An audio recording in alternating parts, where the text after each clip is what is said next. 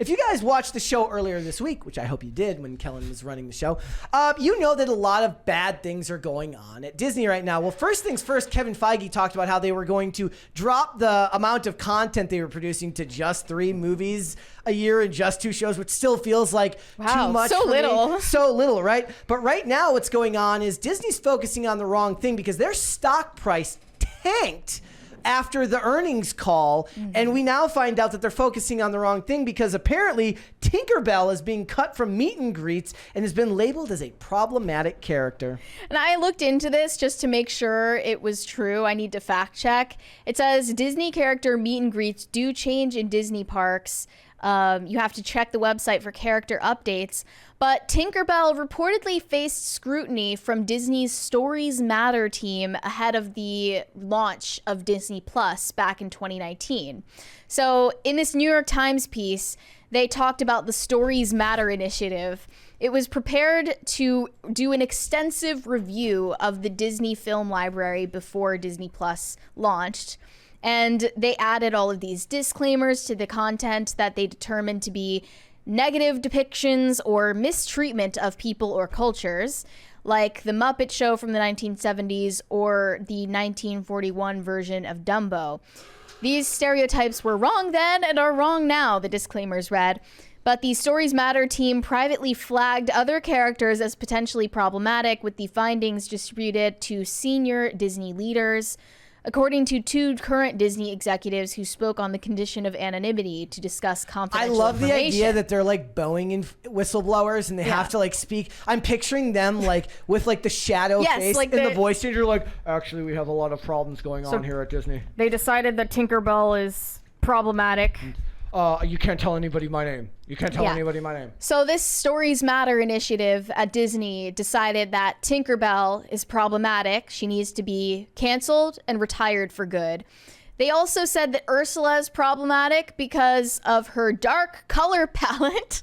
I'm not kidding. Lavender skin and black legs. She should have called Alex Clark, who could have gotten her colors done. She could be viewed through a racial lens, they cautioned. And she is also queer-coded with mannerisms inspired, at least in part, by those of a real-life drag queen. And here were the reasons that they flagged Tinkerbell as problematic. Tinkerbell was marked for caution because she is, quote, body conscious and jealous of Peter Pan's attention, according to executives.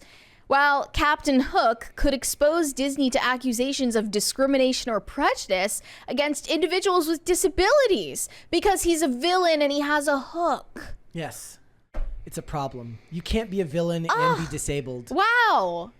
The idea that pirates have hooks or peg legs, it's very ableist. Yes. So you need to put a disclaimer for that. You're going to offend people.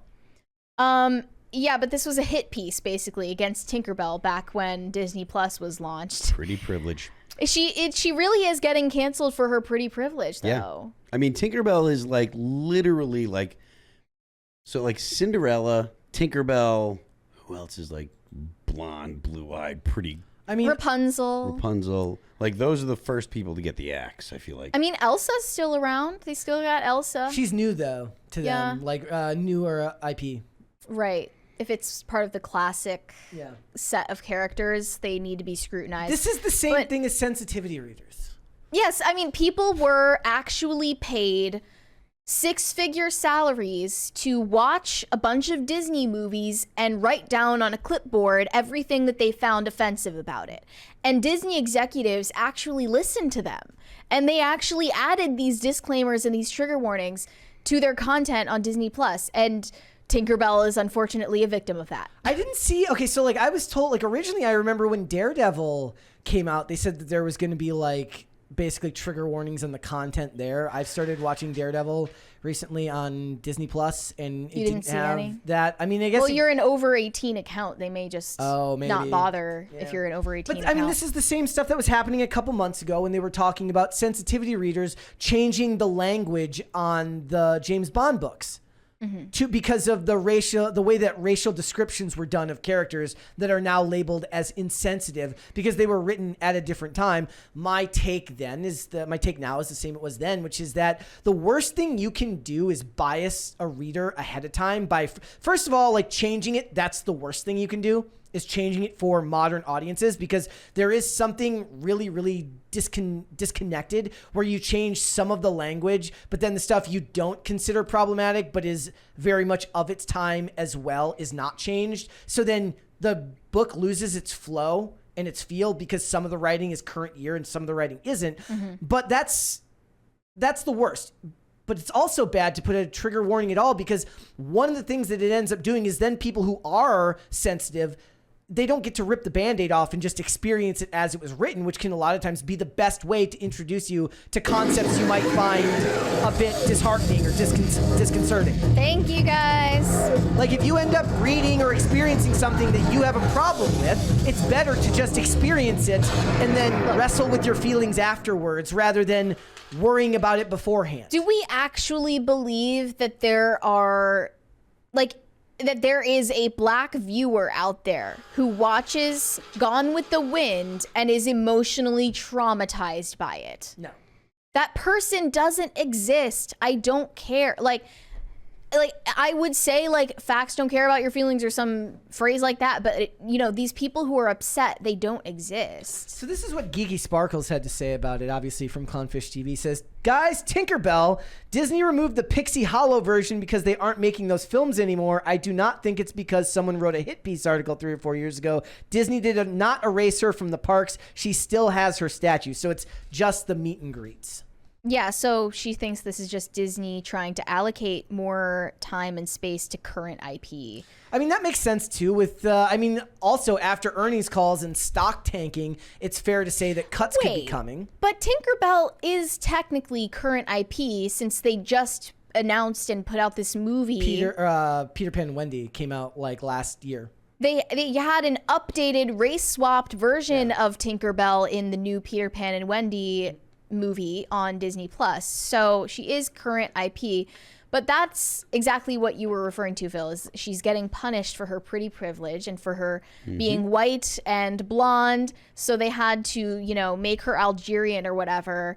And that is, her atonement for her sins. Pretty privilege and the fact that she's white and blonde and blah, blah, blah, the whole thing, the anti-political correctness stuff, she fits none of the, well, she only checks off one, which is she's a woman, so.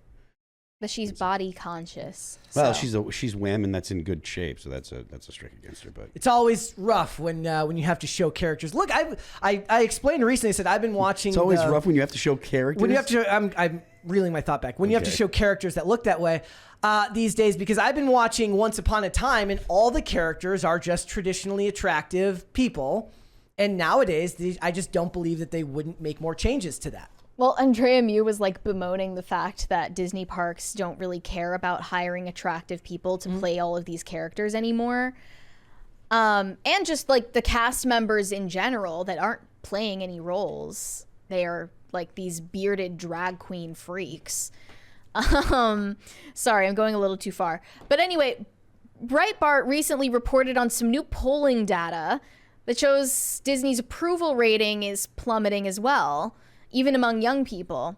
They asked the question, do you agree or disagree with this statement? Disney should return to wholesome programming and allow parents to decide when their children are taught about sexuality. A vast majority of 71% agreed, only 22% disagree with that statement.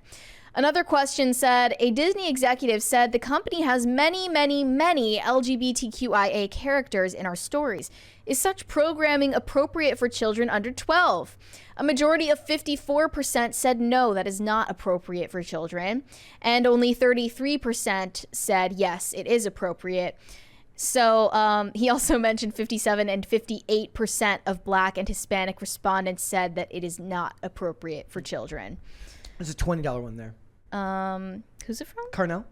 He said Disney, Tinkerbell is problematic. Also Disney, a male black fairy god, gay is not going to be controversial at all.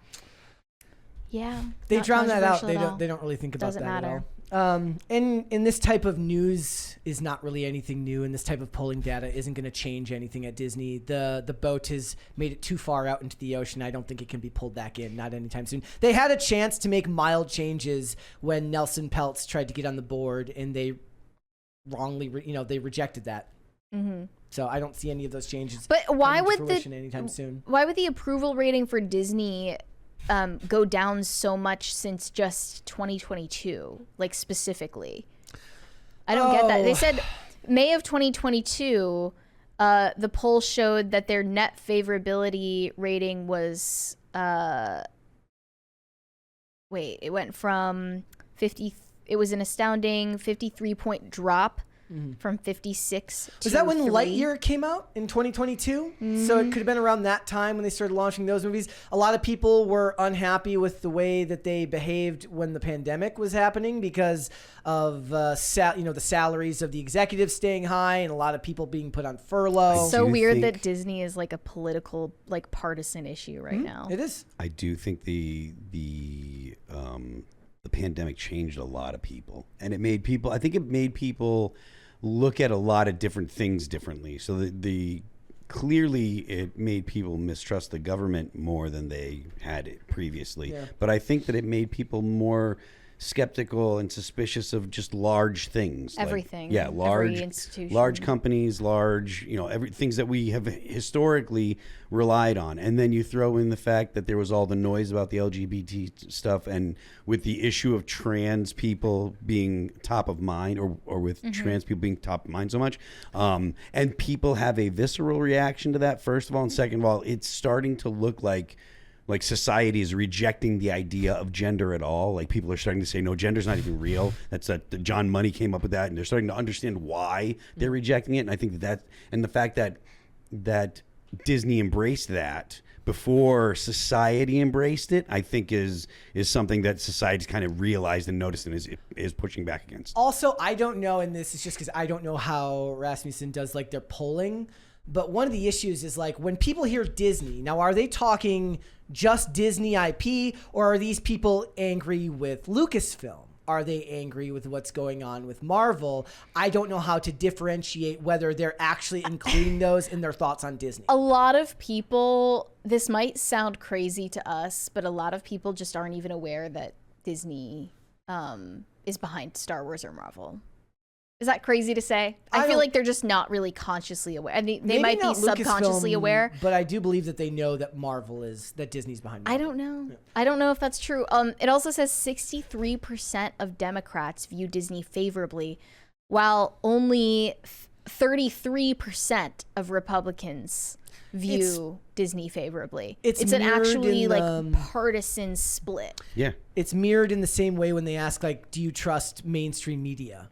And it falls on party lines as well, almost probably at the same percentages. Well, Disney is mainstream media. You can look at things that used to be exclusive, like not just mainstream media, but like music media, right? Clearly, Rolling Stone is a left-leaning magazine. Yeah. Same thing with culture magazines like GQ and Teen Vogue. I've used those two particular magazines as an example before because they should be significantly different, right? GQ should not resemble the stories and the ideas and the opinions in GQ should not resemble the stories and ideas that are in Teen Vogue. Like, that just doesn't make any sense at all. They're two totally different markets. And yet you see the same thing. And I think that is the homogenization of a narrative from media is something that people are noticing, and it is a narrative that the majority of America actually rejects, which is like things like, oh, men can become women and women can become men and stuff like that. That is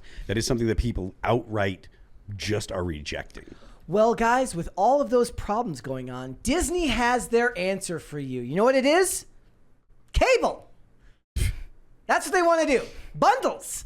That's how they're going to fix all this, guys. Disney and Warner Brothers Discovery to launch Disney Plus Hulu Max streaming bundle. That literally is going to be the problem. And so this was echoed by both Bob Iger and David Zaslav when they're talking about making their DTC, their direct-to-consumer models profitable, which both of them did manage to do in this quarter. So Disney, which spends billions of dollars on content, managed to profit 48 or something million dollars.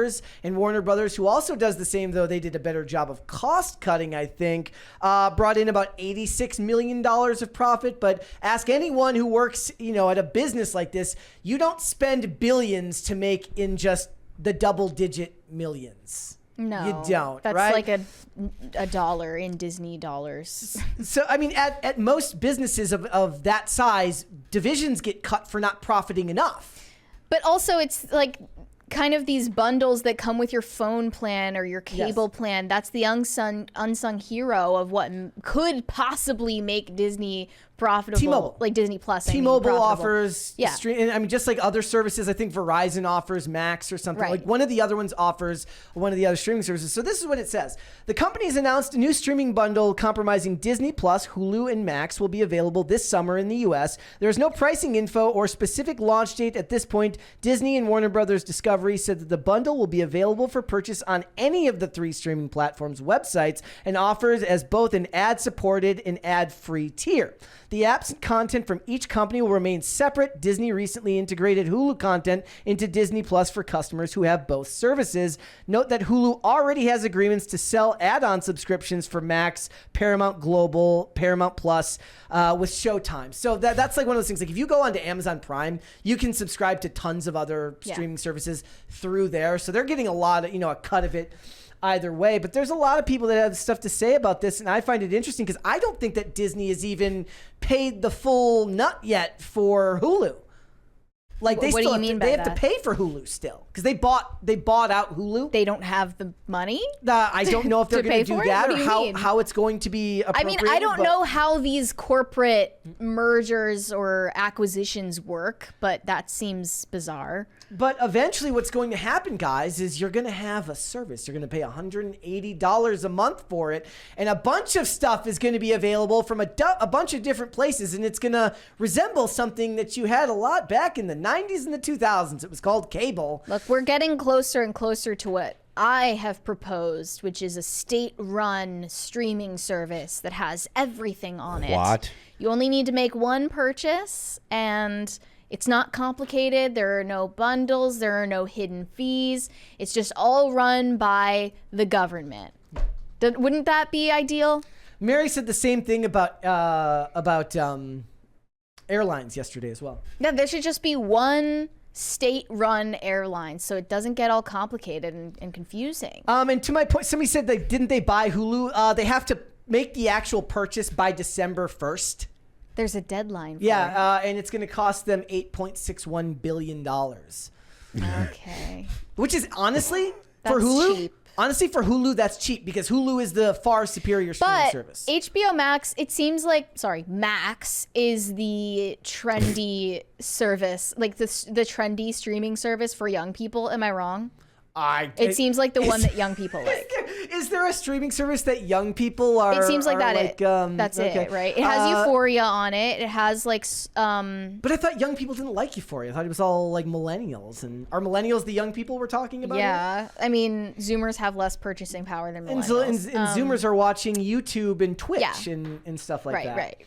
But that does seem like it's the trendy one, so I don't know. it's beneficial for Disney. Thanks for watching. Listen to full episodes of Pop Culture Crisis on Spotify. Keep up with us on social media and make sure you subscribe and ring that bell so you never miss the show. Bye, guys.